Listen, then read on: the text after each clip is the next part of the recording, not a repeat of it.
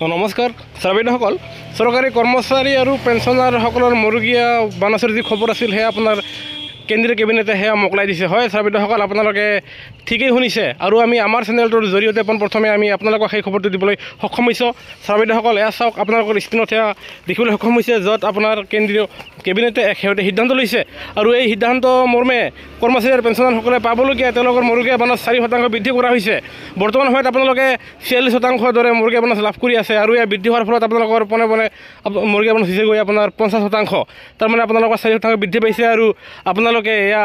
এই মাহৰ পৰাই আপোনালোকে বৰ্ধিত দৰমহা আৰু পেঞ্চন পাবলৈ সক্ষম হ'ব আনহাতে অসম চৰকাৰৰ অধীনৰ চৰকাৰী কৰ্মচাৰীসকলে তেওঁলোকে নিৰ্বাচনৰ পিছত তাৰমানে এপ্ৰিল মাহৰ পিছতহে তেওঁলোকে এই বৰ্ধিত মৰুগীয়া বানচ আৰু 4 মাহৰ এৰিয়াৰ পাবলৈ সক্ষম হ'ব সেয়েহে গুৰুত্বপূৰ্ণ ভিডিঅ'টোত নিশ্চয় এটা লাইক দি আপোনালোকৰ আন বন্ধুবৰ্গলৈ শ্বেয়াৰ কৰি কৰ্মচাৰীৰ ওপৰত প্ৰতিষ্ঠিত একমাত্ৰ ইউটিউব চেনেলটো ছাবস্ক্ৰাইব কৰিবলৈ নাপাহৰিব ভিডিঅ'টো চোৱাৰ বাবে ধন্যবাদ জয় অসম।